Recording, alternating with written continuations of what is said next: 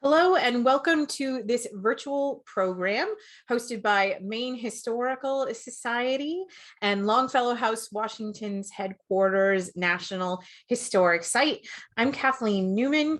It is February 23rd, 2022, and this is Whence These Stories, a panel discussion for Henry Wadsworth Longfellow's 215th birthday, History in Longfellow's Poetry.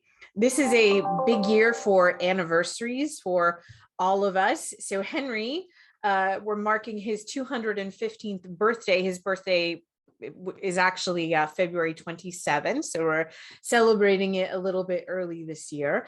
Maine Historical Society is also marking 200 years as an organization, and Longfellow House, Washington's headquarters is marking, I think, 50 years as a National Historic Site. So we're glad we could assemble this team of experts this evening to talk a bit about Henry, his work, his poetry.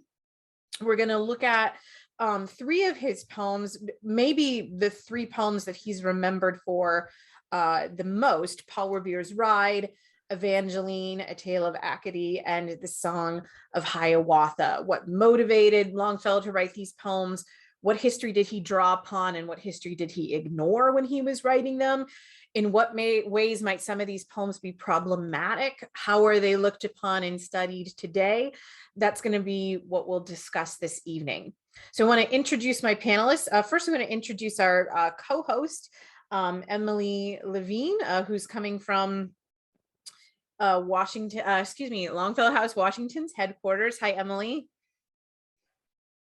Hi, great to be here. Thank you so much. Thank you for joining us and for helping us put this panel together. And our other panelists, tonight we have Lise Pelletier. She is the former director of the Acadian Archives at the University of Maine, Fort Kent. And she holds a master's in French from the University of Maine and a bachelor's in French and English from Université de Montcalm campus de Johnston, which I'm sure I'm not pronouncing beautifully. She has taught French literature and Acadian history, participated in the writing and translation of Acadian roots images of the St. John Valley, and participated in 3 documentaries about Acadia and of the lands and forests. Thanks for being here, Lise. Thank you. Also joining us is Katrina Phillips, a citizen of the Red Cliff Band of Lake Superior, Ojibwe. Katrina earned her BA and PhD in history from the University of Minnesota and is an assistant professor of American Indian history at Macalester College. Her first book examined the role of Native history in the creation and maintenance of regional tourism economies, and her current research centers on Ojibwe activism, environmentalism, and tourism on and around Red Cliff. Thank you, Katrina, for being here. Thanks for having me. It's great to be here. And last but not least, Robert Shrimp. He is the Research and Adult Program Director at Paul Revere Memorial Association, Paul Revere House. He also serves as the editor for the Revere House Gazette, Revere House Radio Podcast, and Revere Express blog. He holds a bachelor's in broadcast and electronic communications and history from Marquette University and a PhD in history from Boston University. Thanks for being with us, Robert. Thanks, Kathleen. Pleasure to be here. So I'm going to start off the questions, and maybe we could start by answering in the order I introduced you. We'll go Lise, Katrina, Robert. Could each of you describe a little bit about the work that you do and how or where that work intersects with Henry Wadsworth Longfellow and the poem that you're going to speak a little bit about tonight? Hi, this is Lise.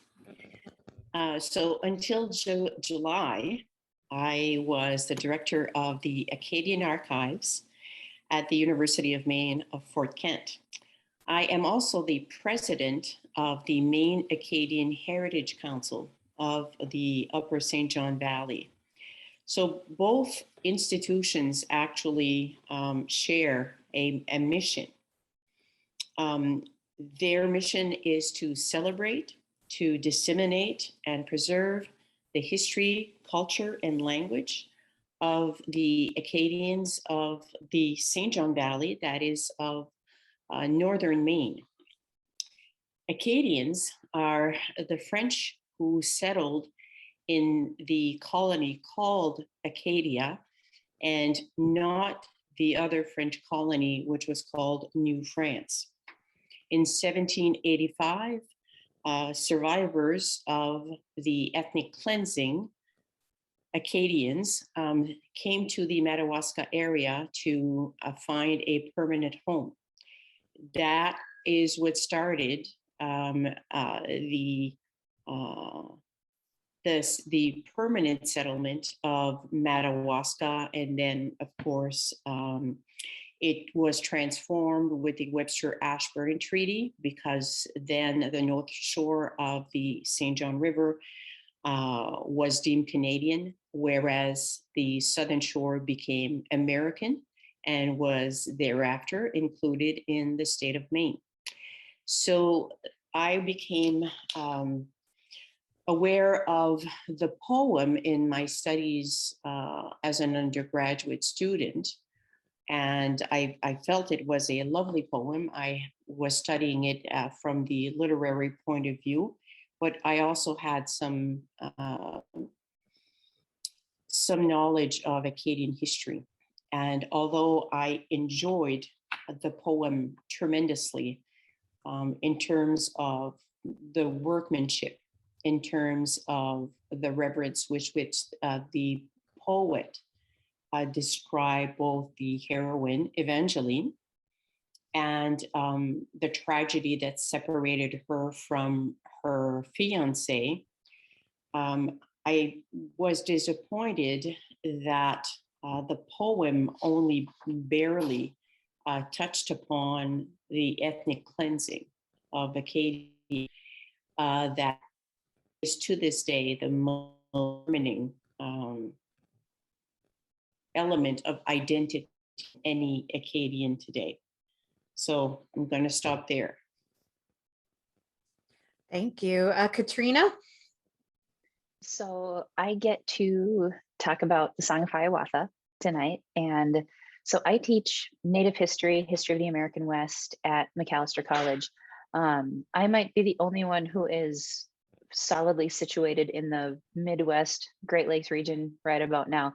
And so I teach courses on numerous facets of these histories. I teach pop culture and public history. And so these topics, as well as my proximity to Minnehaha Falls, to Minnehaha Avenue, to Hiawatha Avenue, and, to a lot of these places here in the Twin Cities, Minneapolis and St. Paul, that have really kind of, I don't know if glommed onto is the most academic way to say it, but have really kind of laid claim, in a sense, to a lot of the kind of place-based history that this poem touches on. And so, I've been thinking a lot since you asked me to do this, just how to kind of make that entree into this conversation. And, I'm also not a literature scholar, I'm a historian, but this is the poem that I think really resonates the most with the work that I do. And I'm also Ojibwe, and that never really factored into my first encounters with this poem when I was a kid. But it's kind of incredible to have had the chance to go back and, in a sense, kind of re-engage with it, and to see so many Ojibwe words that I recognized, and to be able to now that I'm an adult and things like that, to really have a chance to do a little bit more work with this, and to really see what is in this poem that has, honestly, it's kind of surrounded me my whole life. Thank you. Robert? Yeah, so, and Robert Shem for everybody. At the Revere House, my role is both kind of a research element and a programmatic element as well. So a lot of what I do and what we do is both producing content and primary source scholarship. As Katrina said, I come at this as well from the historian perspective, not a literary perspective. So that's certainly what I'm bringing to the table here. And in terms of the content that we do at the Paul Revere Memorial Association, of course, in a lot of ways, it centers on on Paul Revere and the Midnight Ride itself. But I think one of the gratifying aspects that I've seen from the house in my time there is how many different touch points there are over the now 342 years that the physical structure has been there. So we have opportunities to talk about 17th century history, certainly slavery in the North End, and an attachment to the first owners of the house, Robert Howard, and of course one enslaved individual named Samuel in the house as well. Those experiences all the way up to, of course, immigration stories of the 19th century through modern Boston and 21st century into the future. What is climate change going to look like for places like the Revere House and the North End of Boston? All of that is to say, in a lot of ways, so much of what we do comes back to Longfellow and comes back to the poem, because in a lot of ways, that's the touchstone still for folks. In a lot of ways, that's what put Revere back under the public consciousness. 1860, of course, in the 61 issue for Paul Revere's Ride. So it's both, of course, in a lot of ways, a boost. I mean, so many people have had the experience of memorizing some of the poem, all the poem growing up. We can talk as we go through, of course, of all the different numerous appropriations of the poem and the imagery over the years. And certainly grappling with the inaccuracies in the poem as well. So it's both, it's a double-edged sword of putting Revere on the map in the 1860s. The house is preserved, almost exactly 40 years after that, in a moment when a lot of historic homes were being destroyed in Boston. So in some ways, we're certainly grateful for the for the poem and the house being there, but in a lot of ways, it's a Sisyphean task of unraveling a lot of the inaccuracies that come from not just the poem itself, and then of course how it's remembered and used over, and has been used over numerous decades. Sure. Thank you. Emily, I'm going to let you ask the next question. Great, thank you. So do each of you remember the first time you encountered or read these poems? And can you tell us a little bit about it and your initial reaction? So my initial reaction was that I loved the literature itself, but I had a lot of questions, having studied as well Acadian history and the ethnic cleansing that went on from 1755 to 1763, and the thousands of Acadians it affected. I was surprised that the author did not dwell or did not share more details. And I understand now that the story was more about his heroine, Evangeline, who is portrayed as very pure and saint-like, and in some ways very submissive. But her defining characteristic is the constancy with which she loves her fiancé, Gabriel. And so they are separated, and for the rest of her life, which is perhaps 20 years, she spends her time wandering, looking for Gabriel. And that really did not sound credible to me, because I knew that the Acadian people was, and the culture was very matriarchal, and Acadian women were strong women. They would have 10 to 15 children.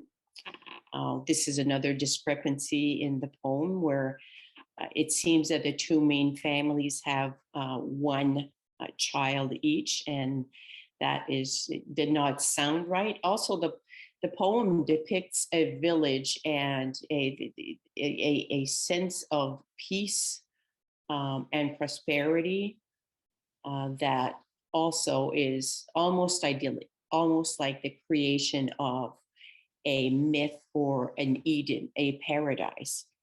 And I say all of this, and even to this day, when I read the poem and I reach the end, I cry. In spite of all of that, because it is a beautifully written poem, and how can one not be touched by this demonstration of love? I can speak to my experience with Paul Revere's right as well. Not as well, I think, as Lise can speak to Evangeline, but I am from the Midwest myself, actually, cornfields of Central Illinois originally, so a little bit south of where you are, Katrina. But so my first memory is as a youth, I think, reading it in school. But as I reflect on it, it was actually, I remember it being baked into one of, I can't even remember how it went, but one of the cheers that the cheerleading squad would do. Like, the cheer actually started with "Listen, my children, you shall hear the midnight ride of Paul Revere." So maybe that goes to the sing-songy nature of some of the poems, and you can obviously riff on it from there. But starting with that, having it, the experiences, I think, not everyone certainly, but a decent amount of school children do, having that experience and being exposed to it, as a youth, you come away with some of these stories knowing, okay, well, I guess, Boston and Paul Revere must have been important at, the start of the American Revolution, but clearly having that sort of this imagination of the lone figure, of this kind of lone hero, which as we know is precisely wrong in a lot of ways with what was occurring. So it's definitely evoking these themes of the solo solitary figure that I think especially resonates with with interested, which maybe isn't always the case, ended up in history with interested seventh graders and in history. So kind of setting up that image that, of course, then I think in a lot of ways becomes somewhat hard to break down. So yeah, from a youthful exposure to the poem to obviously continuing to work on it a few decades after that. So I grew up in northern Wisconsin, like very close to Lake Superior, and it feels like the poem has always kind of been in my periphery. Probably doesn't hurt that my dad is a retired English teacher and would quote Hamlet at dinner and stuff like that. But I mean, those now infamous lines, right? By the shores of Gitche Gumee, by the shining big sea water, it just kind of felt like something we were born knowing. And, I honestly, I don't remember my first encounter with it, because I just feel like I've always known of it. It's just kind of always been there. But it was really fascinating to come back to it now. And, Lise and Robert have both talked about some of the inaccuracies that are, within both of those poems. And with Hiawatha, there's also a lot at stake there. And, there are a lot of omissions, there are a lot of inaccuracies, particularly about, around this conflation of Hiawatha with our trickster figure, this cultural hero of Nanabuju.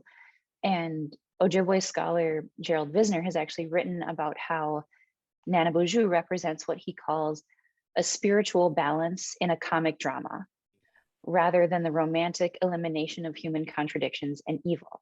And Visner actually argues that Longfellow sanitized the trickster nature of Nanabuju and transformed him into this isolated and sentimental tragic hero, rather than this really complex figure of Ojibwe legend. And so I think, really taking a look at what that means, right? The questions of artistic license versus historical accuracy, I think, are really crucial when we talk about poems like this, and particularly, when we're talking about key events and figures, throughout this.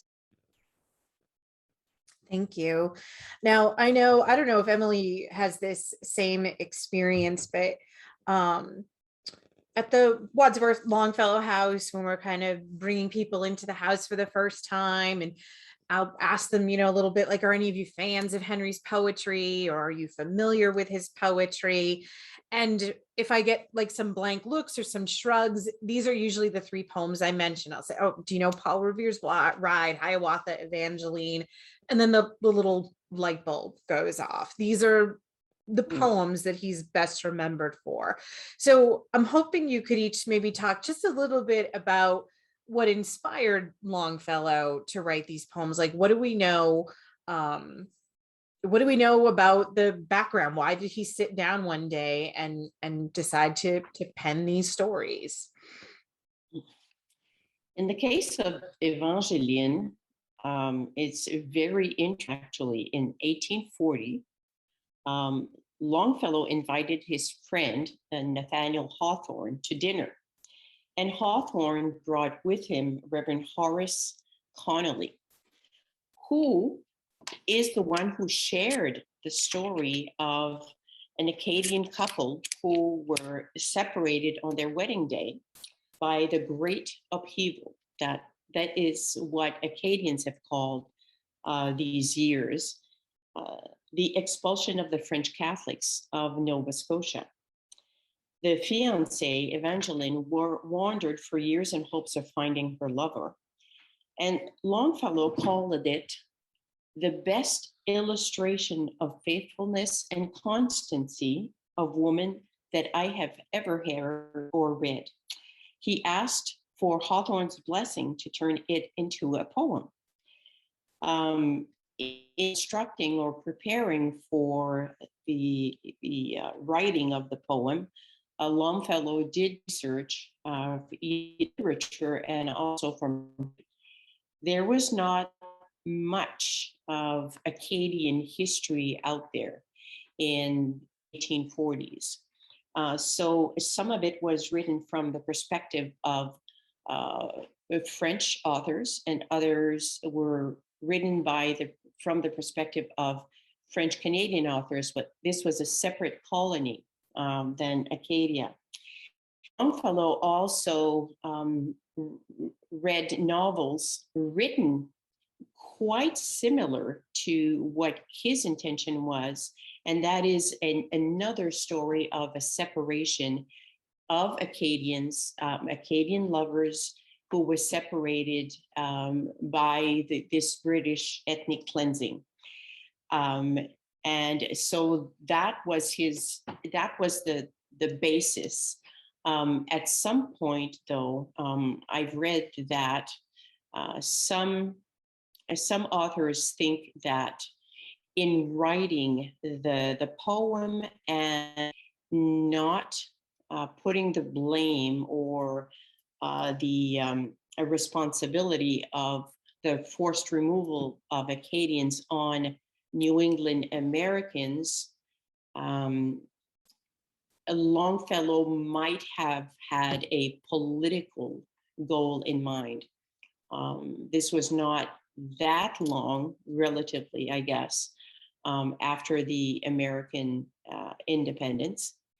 And so, although we have yet to confirm that it was, but it is a truth that is a glaring neglect or absence in the poem, and that is the British commanders, the governors, for example, of Nova Scotia and Massachusetts, although they suggest the plan, they called it a great and noble scheme, there was no way they could pull it off without the ships, the vessels, the captains, and the men of the New England colonies.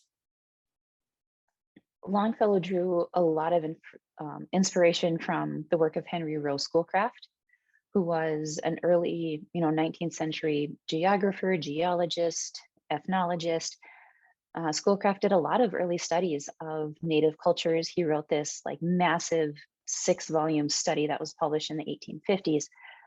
But the key to Schoolcraft's knowledge was his wife, Jane Johnston, who was Ojibwe through her mother's lineage. And so much of what Schoolcraft learned, he learned from his wife. He learned it from his mother-in-law, from his wife's family. But Schoolcraft also wasn't really particularly accurate in some of his transcriptions and things like that. And so Longfellow is taking liberty with Schoolcraft's work that was often an inaccurate retelling of what he learned from his wife and her family. And I also just want to point out that Jane Johnston was herself a writer. She was a poet. She wrote traditional stories. She translated Ojibwe works into English. She's actually considered the first known Native woman writer, the first known Native poet, the first known poet to write in a Native language, and the first known Native writer of traditional stories. And I think the fact that she is so often left out of these conversations, particularly around something like this, right? You know, around the Song of Hiawatha and Longfellow's work. And, you know, this is a bit of a side note, but so Jane Johnston, Schoolcraft passes in 1842, and her husband remarries a woman named Mary Howard in 1847, who actually published a best-selling anti-Uncle Tom novel in 1860. And so that to me is it's always fascinating to me to try to think about the differences there, right? You know, his first wife is this really incredible writer and poet and holds all of this knowledge that then gets transformed into something that she might not have even recognized, right? By the time we get to Longfellow. Interesting. Yes, so for Longfellow and Paul Revere's right, I'll start with the deep cut theory from our executive director, Nina Zanieri. So in 1779, Paul Revere led part of the artillery train at what ended up, of course, in Maine, ended up being one of the greatest, probably the greatest naval disaster for the Americans during the American Revolution at Penobscot. Second in charge for the land forces there was a man named Peleg Wadsworth. Revere and Wadsworth clashed heads throughout this disaster for the Americans. Both end up, leading retreats back. Revere himself is briefly placed under house arrest when he gets back to his house. It's an absolute disaster for Revere. He pushes for court-martials time and time again, basically wastes about 5 years of his life trying to unravel this thing, which ultimately he's absolved on the charges. But career setback, personal life setback, etc. So Nina always has this theory that Peleg Wadsworth, very old age, sits down little Henry on his knee and it says, you know what, I did Revere wrong. I did this guy Paul Revere wrong. And it sits because if nothing else, it is very ironic then that Henry Wadsworth Longfellow is the one who ultimately boosts Paul Revere. But in reality here, for Longfellow, the poem comes out of essentially a walking tour of the North End in 1860. It's something that Longfellow had done previously. He took Dickens through the same area of the North End for Boston history on one of Dickens' visits. And for Longfellow, it was an anti-slavery tract at this moment of reflection back on American history at the moment that the nation was about to tear itself in two. He, of course, had been pushed to voice abolitionism more by his close friend Charles Sumner. For this particular trip in 1860, he was actually going through the North End with Sumner's brother, George Sumner. And it's something that Longfellow felt strongly about through his life. I think in one of his reflections that, of course, he had written some anti-slavery literature before, but it said something to the effect of, that they were so mild that even a slave owner could eat it before breakfast and not lose his appetite. So he was very, very tepid in doing so.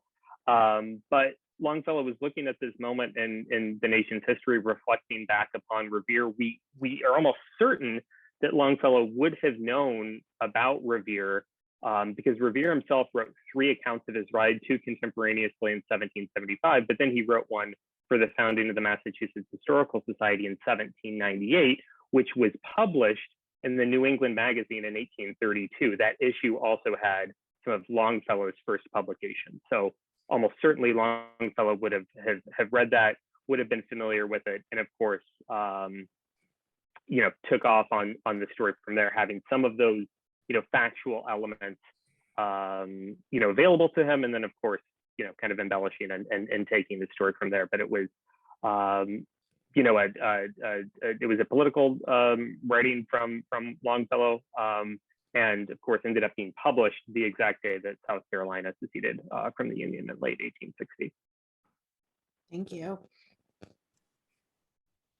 So the next question, folks have started to touch on some of this, and this is a topic of much conversation among the staff of the Longfellow House in Cambridge.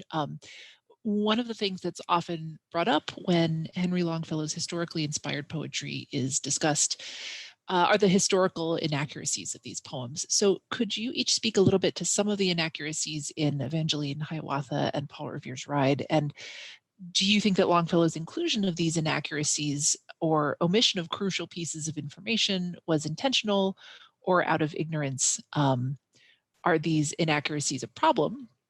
Noting we could certainly point to creative examples of entertainment today inspired by history that contain some inaccuracies. So are these inaccuracies problematic, and if so, how and why? Okay, yeah, so for Paul Revere's Ride, I do think it's something that Longfellow was aware of. I think there's also that reference in one of his poems as well. Not to let the historian blame the poet here if perchance he misses, a date or year, which a lot of the inaccuracies with the poem itself do have to do with timing and dates and location. So I don't think it was a big deal for Longfellow, and I don't think he was going for accuracy. He's trying to stir emotion with this. Of course, he's trying to inspire and awake northern audiences to this threat to the nation. I mean, literally, the country's about to be split in two. Longfellow sees that. I think many people see that, and he's trying to arouse feelings and sentiments and push for both an end to slavery and preservation of the Union. So Longfellow, really does. Again, he highlights Revere as the solitary figure, which I think is a much easier story when that's just simply not the case. I think honestly, a lot of what happened that night ends up being a far better story than what Longfellow put out. It's Revere, knowing that there was going to be some major action from the British through major espionage that they'd put together for months and months, that the soldiers are going to be marching out into the countryside. Revere himself doing some recon a few days before, knowing that a mission like his couldn't be set to one person alone. So Revere helping conceive of the lantern signal system that we're all familiar with, and one if by land, two if by sea. Revere helping to conceive that. So Revere wasn't waiting for that signal on the other side of the Charles River. He in fact was putting it into motion that night, having the two lanterns hung by friends of his. He's rowed across the harbor by two other individuals, Bentley and Richardson. There's a rented horse waiting for him on the other side of the river. So it's all, these series of other figures, and of course William Dawes being the other writer coming out of Boston specifically. And they both connect with other writers to set into motion a kind of a wildfire system for the night. So in no way is this a story of a solitary figure. Revere is evading patrols along the way. He finishes his mission, which was to get to Lexington, to John Hancock and Samuel Adams. Longfellow has him breezing right through Lexington about 1 a.m. when he got there about midnight. Dawes decided to press their luck to try to get on to the next town. They meet up with the third writer, Dr. Samuel Prescott. At this point, Revere is held by a patrol for a time, which of course is nowhere in the poem. He's threatened, at gunpoint, gun at his head. He's able to somewhat talk his way out of the situation and gets back to Lexington Green about a half hour before some of the first shots ring out at the first battle, really, of the revolution. So it's, all these other elements that are left out by Longfellow. And again, he almost certainly knows of all of them. But that's not really the point for him in writing any of this. So I don't think the inaccuracies probably bothered him one bit with his actual production. This is a question that is always fascinating, right? This question of how much, quite honestly, right? How much does history matter? Particularly if we're thinking about these pieces, right? That have quite literally become embedded into kind of, in a sense, like the creation story of America. Right. And, Kathleen, your point about how when people come to, come to the site and you're like, do you know who we're talking about or anything like that? And if you mention these 3 poems, that's what clicks for people. And so I actually did a lot of wrangling on this question of historical inaccuracies in entertainment in my book. Right. And it like kills my historian heart to say this, and I think Robert had some of those same feelings too. But at some point down the line, it is no longer the history that matters. It is the myth that it has created. And again, here I mentioned earlier how Longfellow completely misconstrues a figure that plays quite literally one of the most central foundations in Ojibwe culture, right? In Ojibwe history. And so in that aspect, right, at some point, folks want what is familiar. They want what they know. And particularly when it comes to Native histories. And particularly when those pieces start to get kind of muddied, they start to get a little bit fuzzy around the outside. But at some point, right, like they want the myth as opposed to the actual history. And so I think with a poem like the Song of Hiawatha, and this story he tells and the way he, in a sense, recreates his own version of this. And I think what Robert said about how, in essence, he like recreates this entire historical event, I think is really foundational to understanding not necessarily why he did it, right? He's writing in the mid-19th century, and it's not like anybody's really going to call him out in that moment. But it's important to understand the inaccuracies, even if folks maybe kind of just like jump to defend what it has become. I think, and I want to let Lise answer this question too, but something that Katrina just said really reminds me of that famous line from the end of the movie, The Man Who Shot Liberty Valance, which is, when the story becomes the legend, print the legend. That's why, that I think you're right. That's what people want. It's what they remember. It's what sticks with us. And Longfellow, I think, really as a writer set out to want to give America its national literature. And with poems like these, that's what he does. And that image of the lone hero on horseback, whether it's that guy or the devoted wife, the myth of indigenous people are disappearing, and this is what we have left.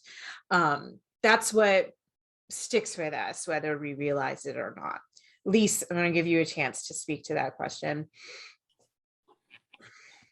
Yeah, I find this very fascinating because it's the inaccuracies that essentially fueled Acadians to research, write, and become their own people. They were they underwent a terrible ethnic cleansing. And what is depicted in the poem, it does not account for the groups of Acadian farmers and fishermen who assembled and tried to fight off the British, who liberated Acadians from prison, who fought the British, who tried to escape. This went on for years. There is even a story, and I'm going to open this parenthesis because it relates directly to the settlement of the Madawaska territory. In 1755, there was a ship. The ship had just pulled anchor, and it had 252 prisoners aboard. The ship was called the Pem, and the destination was North Carolina. So what happened is there were few American mercenaries and British soldiers aboard, and the Acadians overtook the crew, and they steered the boat to the mouth of the St. John River. The St. John River actually goes right up to this area throughout New Brunswick and Maine, and then joins throughout the province of Quebec to the St. Lawrence Seaway. It was known as the Communication Highway. So these Acadians who've mastered the boat literally walk to Quebec because they have an opportunity to escape. This little girl, 8 years old, and her sister were prisoners with their family, and they all escaped to the lower St. Lawrence area of Quebec. One of the little girls grows up, and she comes back to the area at the mouth of the St. John River, where Acadians had hoped to settle in a permanent village. And she marries one of the Sear brothers, Sear, C-Y, and eventually is part of the group 16 families who settled in the Madawaska territory. So she would have told, and everybody with her oral history was extremely important. What she went through, even as a child, became who and she was proud of that, proud of the fact that she was part of people of survival.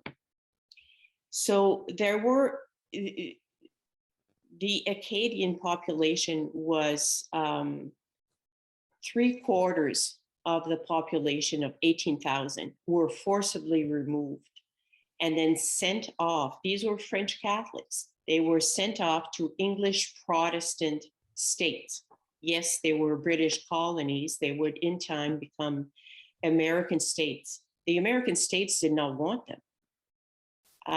What were they going to do with these extra mouths to feed? They were not to be treated as free people. Therefore, some were put in prisons and some were used as slave labor. The families were all, and none of the members of the families knew where the others went because the destination of the ships was kept secret.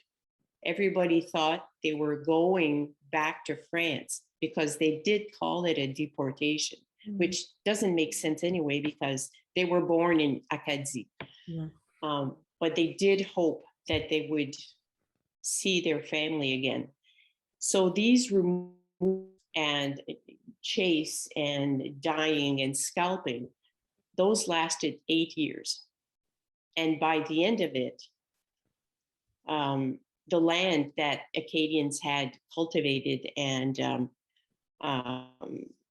reaped from, it was no longer theirs. It had been actually given to the American Rangers and American mercenaries who helped carry out the orders of the deportation. So when the poem became known in the maritime provinces where Acadians resettled after the Treaty of Paris, it became known through inserts in a French newspaper after it was translated.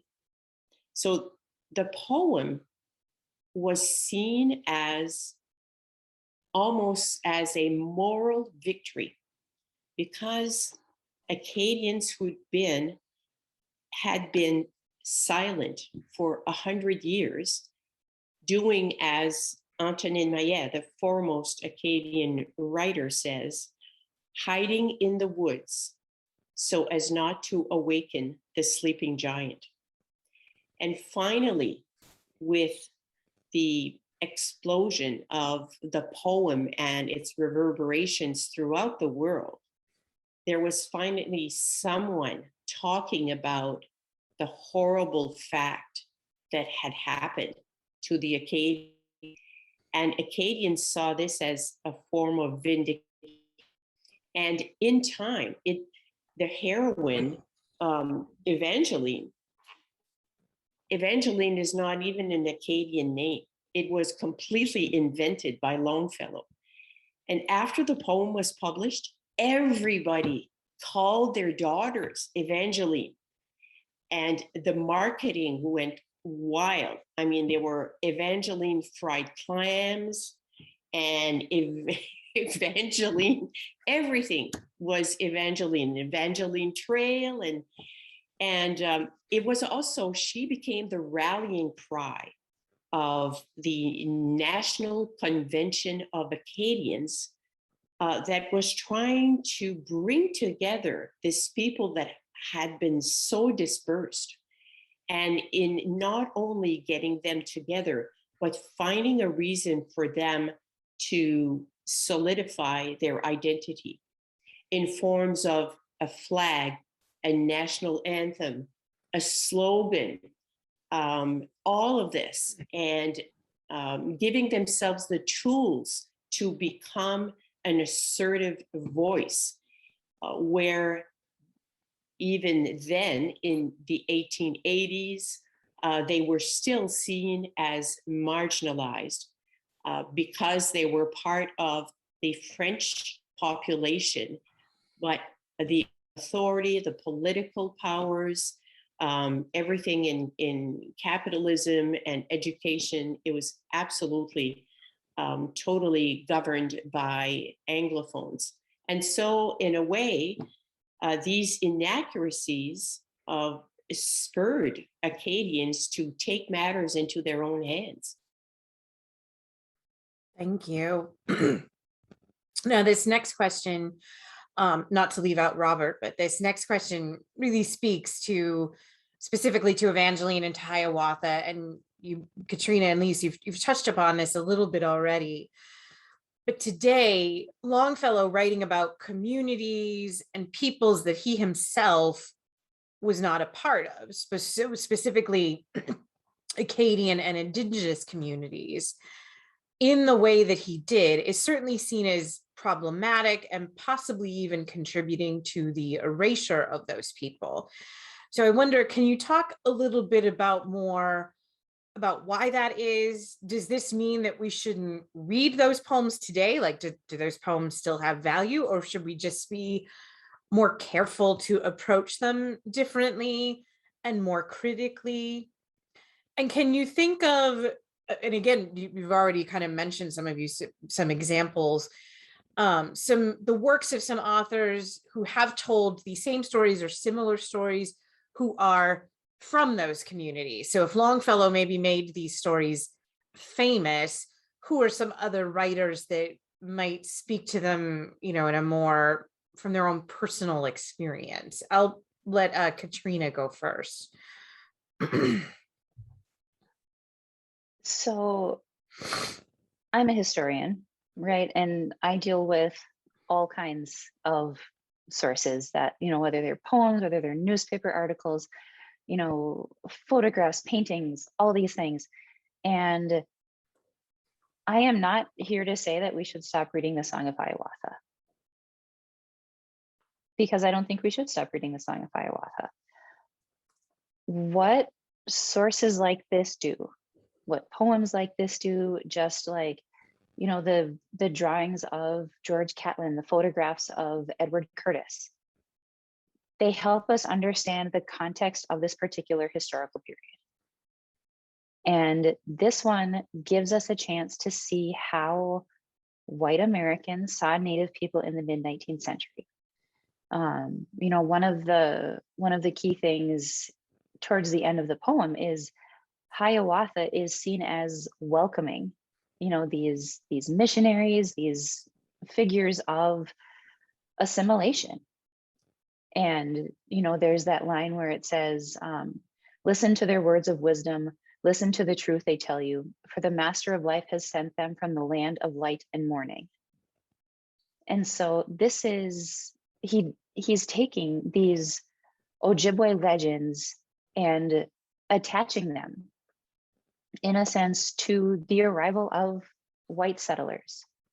And so it really demonstrates, quite literally, in this literary sense, the goals of federal Indian policy, right? Where you have, in this era, people, you have the federal government, you have missionaries, you have military officials who are just hoping that Native people will disappear, whether it is through assimilation and conversion to Christianity, whether they just kind of keep moving westward or quite literally disappear. And so this really underscores, right, a lot of those thought processes of this time period. And, I mentioned Jane Johnston's Schoolcraft, I mentioned Gerald Visner, but there are so many, many fabulous, historians, artists, writers that do a lot of this fabulous work. And again, like I said, I'm not saying like nobody should ever read the Song of Hiawatha again. But what I'm hoping is that folks can see, maybe look at it with a little more of a critical lens. We can still appreciate it for what it is, but it's also important to recognize what is underscoring this poem. Thank you. Lise, did you have anything you want to add? I also share the sentiment expressed by Katrina. When I teach Acadian literature, I always include Evangeline. It's a beautiful poem. It introduces the reader, and any good teacher will contextualize and provide additional information that surrounds the poem and fills in the blanks, if you will. I think it's a beautiful poem, and in spite of all the inaccuracies and neglects and missed opportunities, let's say, it remains a very readable poem. And as I said, a love story is universal. It appeals to all generations throughout time as well. But I do think that the poem has to be placed in the context of real Acadian history, actually what actually happened, and how the poem can be a force as well. What happened in the maritime provinces with the Acadian Renaissance also happened in Louisiana, where Acadians landed, or they deliberately went to after the Treaty of Paris was signed, and after having been exiled either in France or from Haiti, and then they went to Louisiana. So there's a great deal of good that ultimately came from, however wrong the depiction was at the time. And I believe there is still much to learn. In fact, the poem was written in 1847. There was a song that was called Evangeline that really mirrors the poem quite dramatically. But there was a remake of a song also called Evangeline.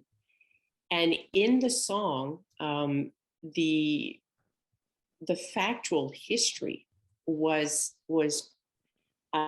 inserted in such a way that the love story remains, but the history is correct. And that song came out maybe 10 years ago, and it is still one of the most popular songs of the area. I mean, it's astounding. But yeah. Thank you. Could I just add something briefly on this?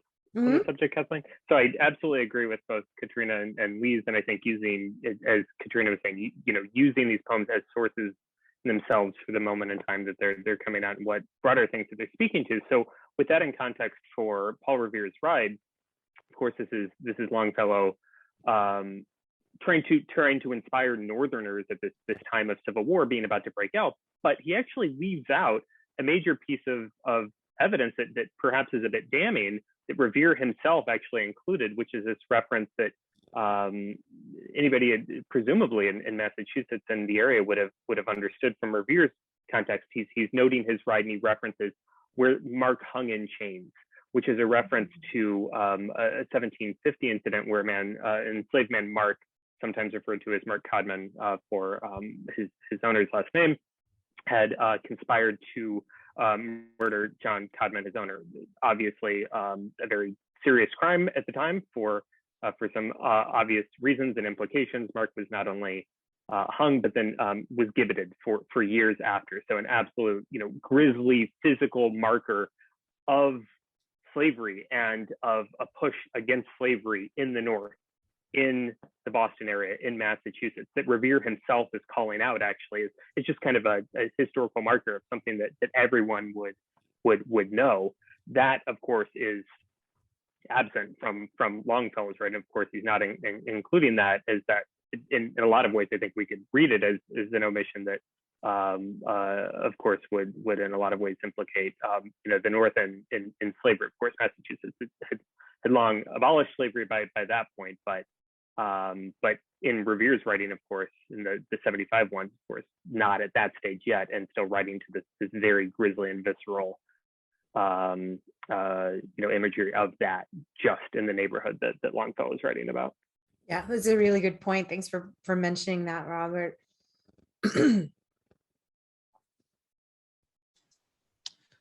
All right, so we are coming up to the top of the hour, but we'd love to hear still a little bit of reflection on sort of the contemporary legacy of these poems. So, these works and Longfellow may not have quite the recognition today that they did in the 19th century, but if folks could just reflect a little bit on, is Longfellow still relevant today, and where do you still see the legacy of these poems in the 21st century? My answer to that is fairly easy, mostly because we still have Minnehaha Falls. It is still a huge, not only tourist destination, but also places, it's a place that people in the cities go to every summer. And we have roads, like I mentioned at the beginning, that are Hiawatha Avenue and Minnehaha Avenue that quite literally run parallel to each other. And the poem also became the basis for a number of plays and pageants, and Michael McNally has written about this too, and has shown how when it becomes a theatrical production, it becomes really embedded into a lot of the tourist economies of towns around the Great Lakes that are, again, capitalizing on that either actual geographic proximity or their somewhat loosely based claims. And so I think the legacy of the Song of Hiawatha lives on in multiple ways, both in terms of geography and tourism. Yeah, I think for, Paul Revere's right. I think absolutely. I mean, the resonance is all over the place, as we see in any, just now seen in the past couple of weeks, Domino's commercials of, the savings are coming, which of course is then taking the British are coming phrase, which didn't exist, and kind of, working that into the Longfellow, story. But it's there. I mean, we see, in one of the files I've pulled recently, we see, of course, Sean Hannity as the writer in the night. We see Greta Thunberg as the writer. So we see all of these appropriations still of the imagery of the story of Revere being, again, this solitary figure into the night on all ends of the political spectrum of the commercial spectrum as well. So I think in a lot of ways, the resonance is still there. I mean, it would be hard to say on, if it's decreasing, increasing. I think it's staying in terms of, the poem itself, and how we're seeing it used, not just domestically, but in some of these cases internationally as well. So the resonance is absolutely still there. So just going back to Katrina's point, I think even more the reason to actually grapple with this in its time as a source from that moment. I think the poem Evangeline is very much still relevant, because really what Longfellow is depicting is the way people with authority treat people who are different, and that has universal repercussions, right? We see that every day. We see that with immigrants. We see that with people who think differently, look different, speak another language. We don't see the different as equal, not the same. We see them as different is bad still. So in terms of in terms of bringing that story forth, I believe that Longfellow was trying to redress in some way, or bring either closure or show that it was an irreparable damage done to really quite simple and people who this was not a time of war. And I think it's still a valid lesson today. I know we're coming up to the end of our time. I want to be respectful of our panelists' schedules and everybody that's tuning in.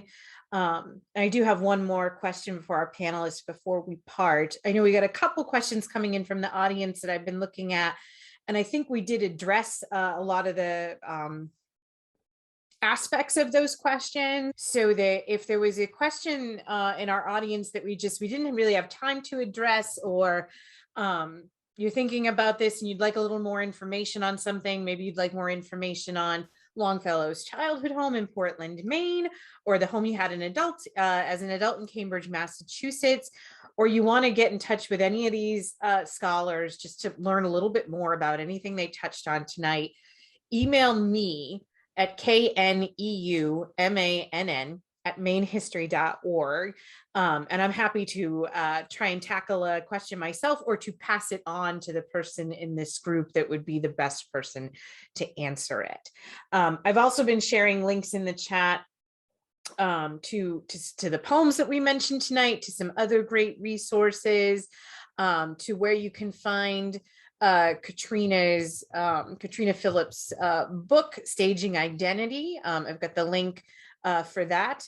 Paul Revere House, I know Robert said you guys are doing a virtual tour of the house later this week. I've got the link to your organization, and I know Longfellow House in Cambridge. You guys have some great stuff coming up, I think, including some more things to mark Henry's birthday in Cambridge. So be sure to check those out.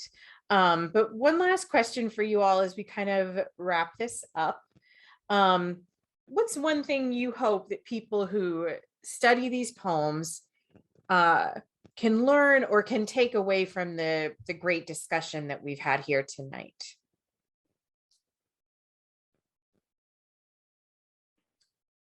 I suppose in a sentence from a historical perspective on the poem, that Revere and the story of the house is more than the ride, and the ride and the night of April 18th, 19th is more than Revere.